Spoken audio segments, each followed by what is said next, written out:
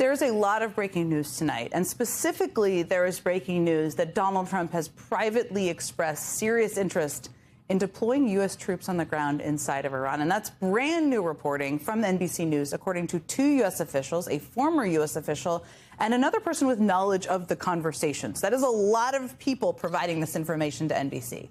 Trump has apparently discussed the idea of troops on the ground with both aides and Republican officials outside of the White House. And I just want you to think about that incredibly sobering news in the context of what we are seeing and hearing from this president publicly right now. Because today, the president who just launched the United States into a war with Iran just 7 days ago, and who is now apparently expressing interest in sending U.S. ground troops into that war, which is, of course, the fear that millions of Americans, people with children, people with grandchildren have around the country.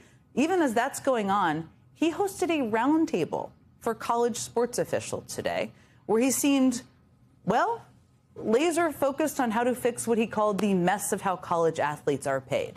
And even to Fox News reporter Peter Doocy, my old buddy Peter Doocy, the issue of how college athletes are paid did seem, well, kind of secondary to the all-out regional war Donald Trump started. And so Doocy asked Trump a question about reports that Russia is helping Iran target Americans, something that was in the newspapers this morning. And here's how that went. It sounds like the Russians are helping Iran target and attack Americans now. That's an easy problem compared to what we're doing here. I mean, but can I be honest? It's just, I have a lot of respect for you. You've always been very nice to me. What a stupid question that is to be asking at this time. Is it? I mean, what a stupid question to be asking at this time. An easy problem compared to what we are doing here. Again, you all just heard that. But Peter Doocy was asking him about a war in Iran that Trump started a week ago. And what they were doing there was meeting with college sports officials. So Trump gets a big laugh in the room, maybe he wanted that, and then starts lashing out at his own favorite network for asking a very legitimate question about, again, the war he just started just 7 days ago. And that moment is so emblematic of the deranged flippancy with which Donald Trump has treated this war. I mean, we've heard phrases like, forget about next. If they rise, they rise. And that's the way it is. Those could easily, if you just listen to those phrases, pass for lyrics in a Bruce Hornsby song or in the mantra for one of those bad meditation tapes you may listen to go to bed.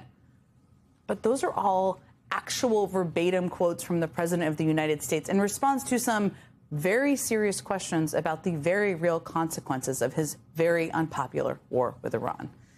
Like the question that Jonathan Karl asked Trump yesterday, the question every president is asked after starting a war. What happens next? And Trump's reply was, forget about next, suggesting he doesn't want to answer because he doesn't have an answer and just wants everybody to move on. Then in an interview with Reuters, the president was asked about the spike in gas prices due to his war. And his answer, quote, if they rise, they rise. Again, Bruce Hornsby lyrics right there. As if he hadn't spent the last year trying to convince us all that low gas prices are the #1 indicator of economic success, including in his State of the Union address less than 2 weeks ago. And of course, this is the same guy whose first response to the death of U.S. service members was to say in a pre-recorded video, quote, that's the way it is. Again, that was a pre-recorded video over which basically means there was a script written. He likely read it off of a teleprompter. He had full editorial control. And that's what he chose to say about the deaths of American service members. Trump's glib approach to communicating about a war he started was on display, of course, again late yesterday, when he was asked by Time magazine if Americans should be worried about the possibility of an attack right here at home on American soil. And his response was, I guess. Like it was the first time he had even considered that possibility, which is really what weighs on every president, or should, when they make a decision like this. Trump went on to tell Time, I think they're worried about that all the time. We think about it all the time. We plan for it. But yeah, you know, we expect some things. Like I said, some people will die. When you go to war, some people will die.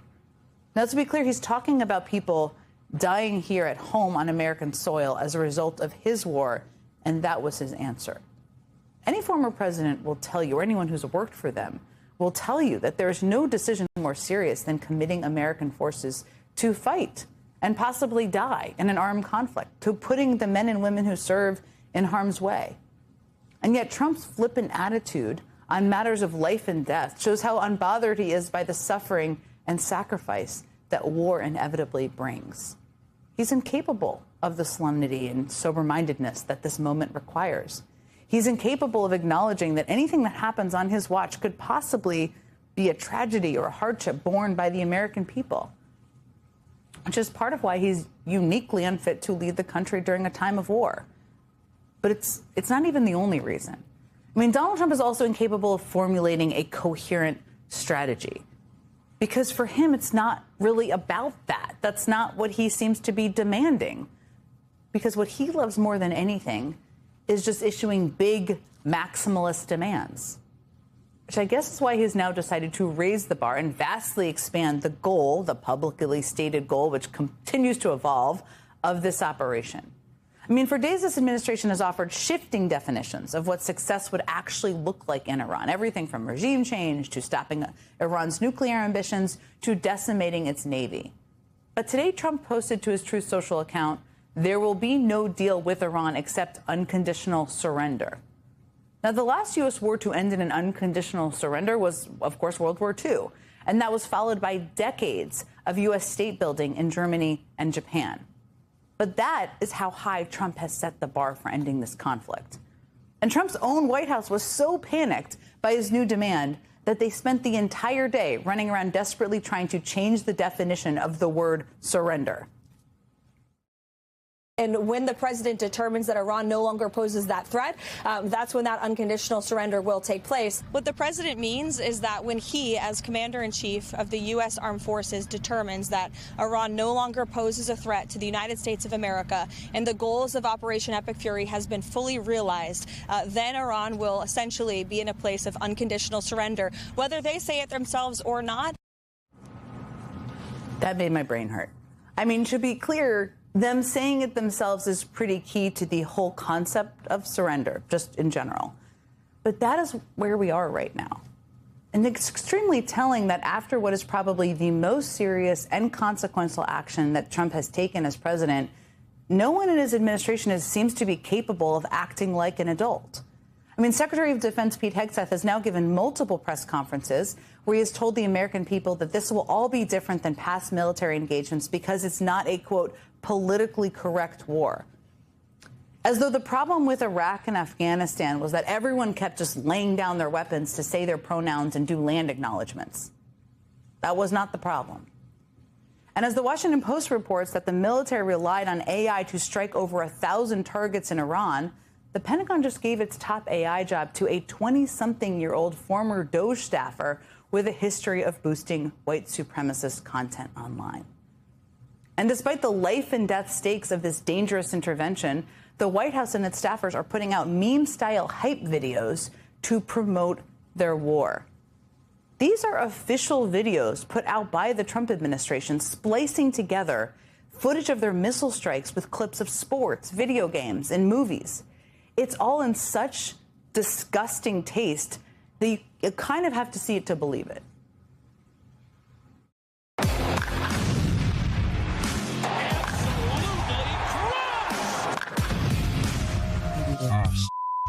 Here we go again.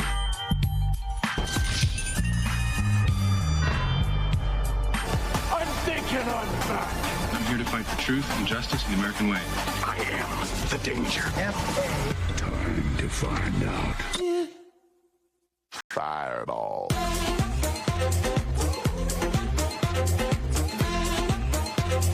You want to see me do it again? You want to see me do it again? Those are all videos, different ones, spliced together, that were put out by the White House, by official accounts, by officials at the White House. I mean, obviously, trivializing lethal airstrikes with SpongeBob memes is not how a responsible administration behaves when putting America's armed forces in harm's way. And to that point, actor and director Ben Stiller called out the Trump administration for using a clip from his 2008 comedy Tropic Thunder in one of those videos. And today he asked the White House to please remove the clip, saying, "We never gave you permission and have no interest in being a part of your propaganda machine. War is not a movie." It's an incredibly sad day for our country when a comedian has to tell the President of the United States to take war seriously. But that is where we are, even as the consequences of this war become clear every day. Because as much as Trump and his allies would like to think of this as a game, as something to brush off with glib answers, and as fodder for memes on social media, it is obviously deadly serious. Today, Reuters cited 2 U.S. officials who say that military investigators believe the U.S. was likely responsible for a missile strike that hit a girls' school in Iran, killing scores of innocent civilians. According to Reuters, that investigation has not yet reached its final conclusion. But another investigation by the Associated Press, citing expert analysis of satellite imagery and other publicly available information, also determined that the strike likely came from the U.S. Iranian officials say that more than 150 students were killed as a result of that strike. And in addition to the civilian death toll in Iran, at least 6 U.S. service members have been killed in the conflict. Tomorrow, their bodies will return to U.S. soil as part of a dignified transfer ceremony at Dover Air Base. And the potential for even greater sacrifice continues to grow. Again, NBC News is now reporting that Trump is privately showing serious interest in sending U.S. ground troops into Iran. And the statement in response to that story from White House Press Secretary Caroline Leavitt notably did not deny that Trump was considering putting boots on the ground in Iran. She wrote, "This story is based on assumptions from anonymous sources who are not part of the president's national security team and are clearly not read into these discussions. President Trump always wisely keeps all options open, but anyone trying to insinuate he is in favor of one option or another proves they have no real seat at the table." Now, all of this comes as a brand new NPR Marist poll finds that voters disapprove of Trump's handling of the war by 18 points. And we're still less than a week into this conflict. The American people clearly have stronger feelings about this war than the President of the United States has been able to muster. But in his words, I guess that's the way it is. It's only been a day since Trump fired his DHS Secretary Kristi Noem, but already the gloves are off, the knives are out, the sharks are circling. Suddenly, people who might have been hesitant to criticize Noem while she was in Trump's cabinet, suddenly they have found their voices. Behind the scenes, the president was not happy with Noem. A source close to him told me yesterday, quote, "It was a combination of her many unfortunate leadership failures, from Minnesota to the ad campaign to the allegations of an affair." Well, listen, everybody, a lot of people knew about a relationship. I personally, I think, look, the $200 million contract, I haven't heard anything quite that stupid in some time coming out of Washington, D.C., which is saying a lot. But I think that is more than just a tabloid story. I think someone needs to look into that. Do you think there should be an investigation launched into Kristi Noem? I do. And now that I have more of this information, I think that we need to go back to a potential subpoena for her through the Oversight Committee. Wow. There was one failed on, I guess, a day or two ago, but I didn't have all the information. I would have, now that I know what I know now, I would have voted to subpoena her. To be clear, that story has been out for several months, but that was Republican Congresswoman Nancy Mace saying that she wants to subpoena Kristi Noem now. And while there are a lot of Noem scandals worth investigating, the one that was reportedly the straw that broke the camel's back centered around ads like this one I'm showing you now. It was part of a $220 million ad campaign that more than anything else seemed to promote Kristi Noem herself while financially benefiting the husband of one of her closest aides. Now, earlier this week, lawmakers pressed Noem not just on that questionable use of taxpayer money, but on how a $143 million contract to make some of those ads ended up going to a company that ended up subcontracting and paying a business that had personal ties to Noem herself.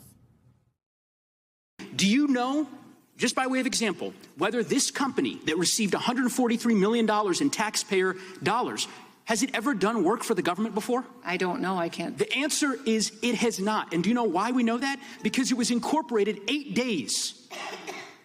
days before this contract went out. There you go. That mystery company that Congressman Joe Neguse pressed Noem about this week, it turns out that $143 million contract may not be the only money Noem allegedly pushed its way. I mean, just as we were learning that Noem was out of a job yesterday, suddenly some folks within the Trump administration thought it was time to talk to the press. And while MS Now has not independently confirmed this reporting, yesterday Trump administration officials told NBC News that Kristi Noem personally handpicked contractors for a different $100 million ad campaign. And wouldn't you know it, she picked the same firm that somehow got that $143 million contract and the other firm that somehow got the rest of that $220 million contract. What are the odds?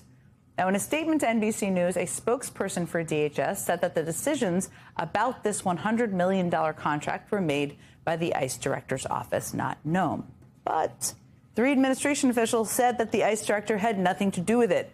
They say it was all Kristi Noem. Everyone's finding their voices these days. Joining me now is Congressman Joe Neguse, a member of the House Judiciary Committee, which oversees the Department of Homeland Security.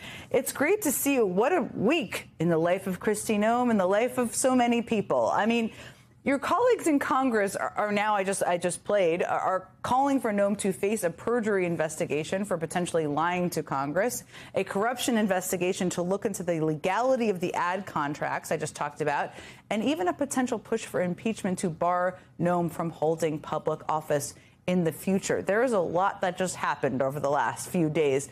What, in your view, I mean, you were one of the people, we just played it, who pressed Noem the other day. What does accountability look like to you here? Well, it's good to be with you, Jen. First, I would say better late than never with respect to those Republican colleagues of mine that you showed that finally have apparently seen the light and realized that the corruption that Secretary Noem was engaged in as Secretary of the Department of Homeland Security was deeply offensive to each and every American. To me, I mean, of course, accountability includes her termination, and I am heartened by the fact that she will no longer be leading the department. But that's the first step. It can't be the last step. The reality is, and you articulated well, the twists and turns, in particular with respect to the $200 million ad campaign. I believe that ultimately, when the evidence eventually comes to light, that there were laws violated, federal procurement laws, conflict of interest laws, and, of course, potentially civil and criminal penalties that could attach. So it's going to be very critical for us to get to the bottom of it. We're working, of course, with our colleagues in the Senate and doing what we can to ultimately implore the Inspector General in the Department of Homeland Security to investigate these matters as well. As you know, Secretary Noem was working vociferously hard to stop the Inspector General from investigating anything. I suspect that that is going to change here in the coming weeks. I played a clip of Republican Nancy Mace as one of these people saying, and you just referenced the Inspector General, and there's lots of paths here. But Nancy Mace was saying today that she wants to subpoena Noem to find out more about how these $100 million ad contracts were given out. There are a lot of paths. What is the best path in your view? You said the Inspector General is issuing a subpoena to Noem. Tell us about what the best path forward, the fastest path forward here, I guess, is. Yeah, I mean, there are a number of ways to pursue accountability. So first and foremost, it is very clear, based off what we've seen in public reporting, that Secretary Noem lied before the Senate and House Judiciary Committees. And you've already seen a number of senators come out and essentially intimate that she may have committed perjury. Of course, with this Department of Justice, very unlikely that you're going to see any potential consequences in that regard. I think that a subpoena of Secretary Noem and, frankly, subpoenas with respect to these other companies, the shell corporations that we exposed and ProPublica and other organizations have exposed over the course of the last several months, so that we can get to the bottom of where this $220 million went. I think that there's a tendency, of course, you know this, Jen, in Washington, to kind of overcomplicate some of the developments, in particular as it relates to oversight. But this is pretty simple. I mean, you're just fundamentally talking about public figures, government actors, steering massive amounts of taxpayer dollars to political allies. That's it. It is grifting and fraud and corruption. You could sort of pick the phrase, but fundamentally, it's treating taxpayer money as though it is their own, and all while Americans are struggling right now to make it. The worst job numbers that we've seen since COVID just yesterday announced. So, yeah, I think there are a number of different ways to pursue accountability. And Welcome back. If you haven't already, please subscribe to our channel for the latest updates. Just click the subscribe button right there to stay informed.